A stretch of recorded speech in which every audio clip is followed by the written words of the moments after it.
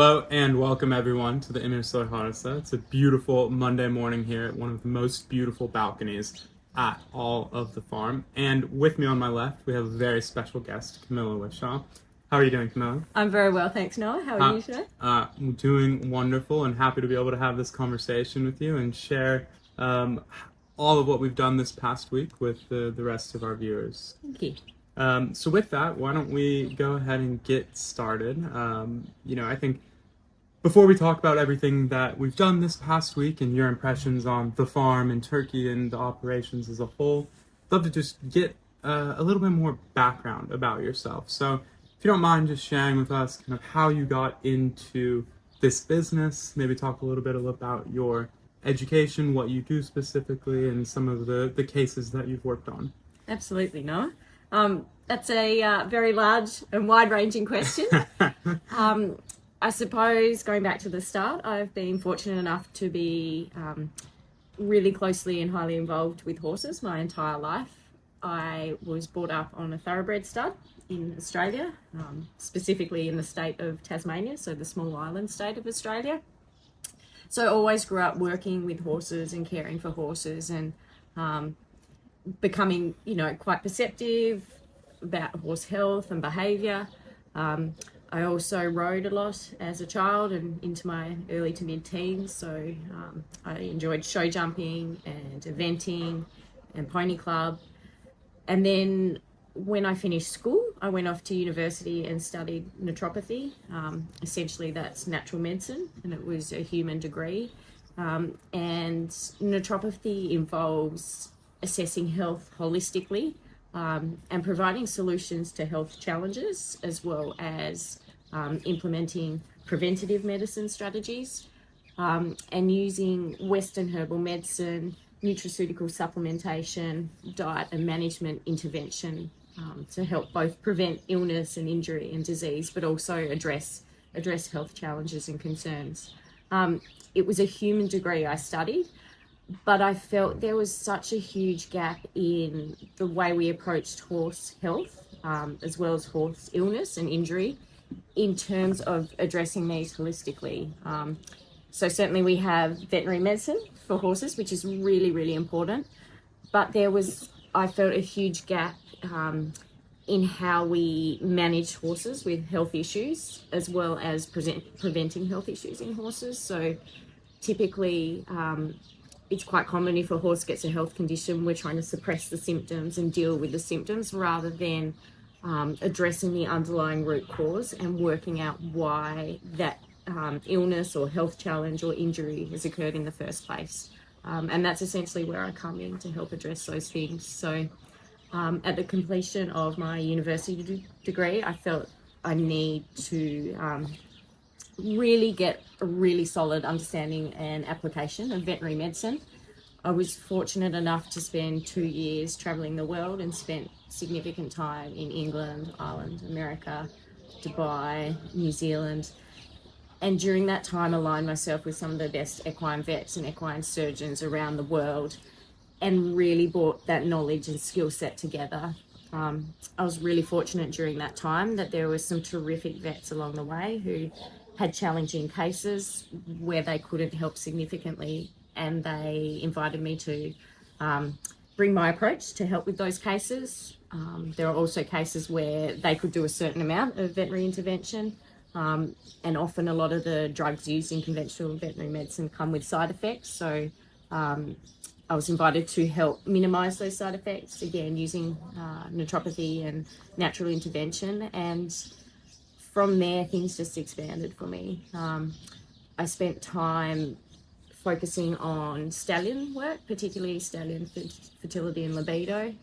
That's something that's always really, really interested me, and something that naturopathy, natural medicine, herbal medicine, nutraceutical supplementation, and really importantly, management strategies can really help with. So that's something I've certainly spent a lot of time and focus on. And I really love gastrointestinal disorders in horses, so things like inflammatory bowel disease. But I'm fortunate enough to be involved in the prevention and treatment of a wide range of horse health issues across the lifespan of horses. So from preconception through to foals, through to weanlings, through to yearlings, through to race horses, through to brood mares and stallions. So I get a terrific variety. Right.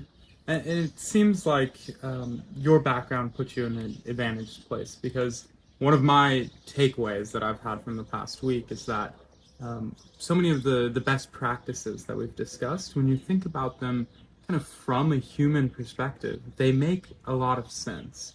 And so being able to take that educational background in naturopathy and to combine that with your experience and passion with horses really puts you in a unique position where you're able to kind of bridge the fields. And it seems like in a unique way that maybe hasn't popularized or hasn't become something that is a very central part of the field yet. You're on the forefront, it seems like. Yeah, absolutely. I take pride in what I do and feel that I lead the way in what I do. But I also think it's really, really important. So often when we're presented with a health challenge or an illness or an injury, speaking from our own experience, we want to take one medicine, have one lot of surgery, have one simple solution to fix the problem, but it's rarely just one thing. And I feel it's so important, and certainly the results from our work would support that the more the contributing factors we address, the more profound and lasting the solution is going to be. So I'm always looking at a horse's long-term health or a breeding farm's long-term vision and their overall operations to get the best results. And to do that, the more the contributing factors you can address, the better and more sustainable the results are going to be.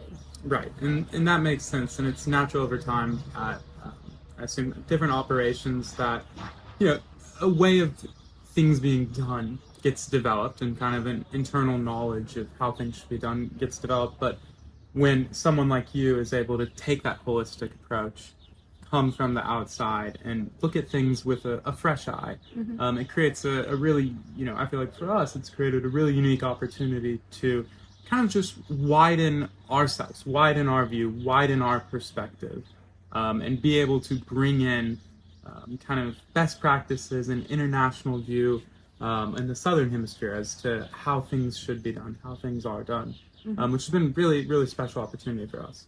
Yeah, absolutely. And on that too, I believe that it's not so much that how things should be done. There are great ways to do things and maybe less effective ways to do things. And certainly I'm fortunate enough to advise and consult to different studs, equine hospitals, horse trainers, breeding operations around the world. And inherently, the approach you take at one place, you need to adapt and have the flexibility to adapt at different places, whether that be because of the facilities an operation has, whether it be the availability of feeds or supplements, whether it be cultural differences. And that can prove quite challenging, but it's something that I need to be aware of. If I went to every place expecting and saying that things must be done in this order, it wouldn't work. So you've got to be able to adapt, again, to the resources, to the facilities, to the staff education level, to the staff skill level, to the resources a farm or breeding operation or equine hospital has, and make the best of what they're able to do. Exactly. And I think, this is, I believe, your first time in Turkey. So you had some exposures to different ways that things are being done here compared to maybe what you've seen prior in those places you mentioned earlier. So I guess, before we talk a little bit about that and your experience on the farm, I'd just love to hear, how did you find Turkey? I absolutely loved it. I had no expectations, not having been here before. And the process of me coming over to consult on this trip occurred relatively quickly, and so I essentially didn't really have time to think too much about it. And yeah, my mind has been absolutely blown. I've been so impressed by the practices here at Emirsoy Harasai, the facilities, the kindness and the warmth and the generosity of both the staff here and the Emirsoy family. Yeah, look, my mind has been blown. It's been such a rewarding and fulfilling trip. And I'm actually really sad to be leaving today. So I couldn't have asked for a better experience. And yeah, I love my work, but a trip like this makes it a super special and super rewarding experience. And for that, I'm really grateful. Well, we hope to see you again this summer, and hopefully that time, we're very focused this time around on making the most of the time that we had together and spending time reviewing really all aspects of what we're doing here at the Emirsoy Harasi. We hope next time we'll have a little chance to show off some more of the beauties of the country, the history, and the very rich culture that we have here in Turkey. And on that, even though we were quite pressed for time, I must say, this past week, I've never eaten so well in my life. It's going to be a rude shock going back to cooking for myself. One of the widest and best cuisines in all of the world. I'm going to miss it. Don't even try to eat it outside of the country because it is never as good as it is here. It couldn't be. There's no way it could be. Exactly. So with that, let's also talk a little bit about our stallion here, our stud here at the Emirsoy Harasi, Torok. What did you think of him? You've been exposed to many stallions throughout your life. Yeah. So I'm curious, how did you find our stallion? I think he's phenomenal. He's a beautiful, strong type. He's a very, very intelligent stallion and very perceptive. He loves his environment here. He clearly loves his job as a stallion in the breeding shed. Yeah, I think he's fantastic. He's got so much spunk, so much personality. I've been fortunate enough to see some of his foals here and stock on the ground. A couple of days ago, he had a filly was born here by him. She was one of the biggest foals I've seen born. So much leg on her and so strong. And yeah, I love Torok. I love his progeny. And we were enjoying a lovely meal last night and looking over some of Torok's races and watching some of his progeny race. He is an exciting horse. What I loved about watching his races, and again, some of his progeny, coming up the home straight, they just find another gear. It's like They go from cruise control to sports car mode and nothing's going to catch them. So, yeah, look, I really, really like him. And I think it's really special that, he's been in the Emirsoy family for so long, going from a racehorse with them to, the really successful and arguably leading stallion in Turkey that he is. Absolutely. So. You can never count out Torok or his progeny when it comes to a race. Even if there's 200 meters left and they're in the middle of the pack, you can never count them out. They fight until the end. And on any surface too. They're so versatile. So absolutely. And so let's also talk a little bit about, we've talked about the kind of facilities here and Torok. Let's talk a little bit about the team. This is probably an interesting experience for you, given that it is your first time in Turkey. Very unique culture that we have here. So talk to me a little bit about your experience working with the team as well. That's a great question, Noah. And again, prior to coming, I thought, holy moly, I speak no Turkish. I understand no Turkish. One of my first questions when the team contacted me was, will I have an interpreter? Because I'm not going to be much use to you otherwise. The team are fantastic. Certainly there's a couple of members of the team who speak and understand both fluent English and Turkish, so they were very important. But the team, they're enthusiastic, their attention to details, really good. They're quick to learn. They've been very open and receptive to new ideas. And I found it's amazing what you can communicate with the team just through smiles and hand signals and encouragement. And it shows, I think, that communication goes just beyond the language. So I've really enjoyed my time with the team. And again, we'll miss them too. So it's been really rewarding working with the team. Wonderful. Why don't you tell us a little bit as well about what you did with the team, what you did with Torok, and kind of the work that you've done here this past week. Absolutely. So being breeding season here at the moment, our primary focus has been getting the best results for the mares and the stallions. So we've covered everything from the scanning process with the vets here. So, ultrasounding the mares and determining their readiness for covering to get pregnant. We've gone through what we call a teasing process in Australia. So again, in addition to the ultrasound scanning, we commonly use a stallion or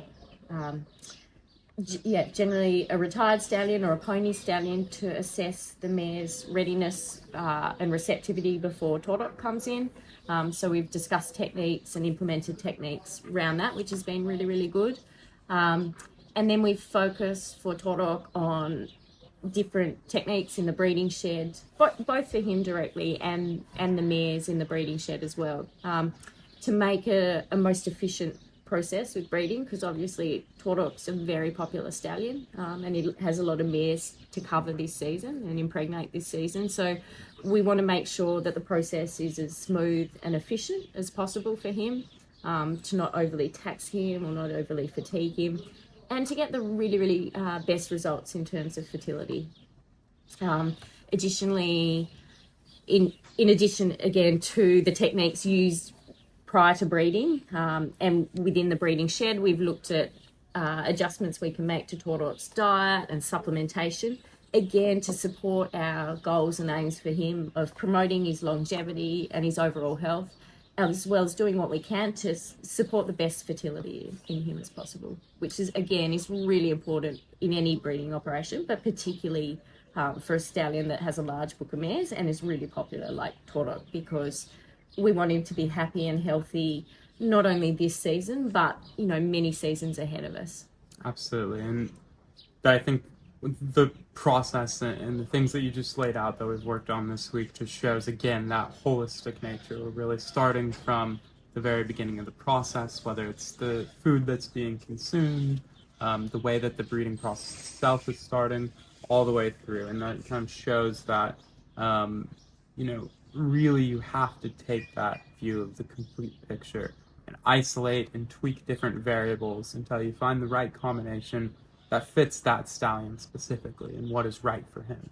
Absolutely. And, you've hit the nail on the head there, in that each horse is an individual, and what works really well for one horse might be useless for another horse. So if we go back to Torok in a breeding situation, understanding from a psychological point of view what really makes Torok tick and what makes him excited and what gives him the best performance in the breeding shed. And for him, it will be very different to another stallion. So again, it's coming in with that open-minded and flexible approach, and also adapting it to the facilities we have here, the resources, the environment, the staff, their skills and their understanding. So it's been really, really rewarding.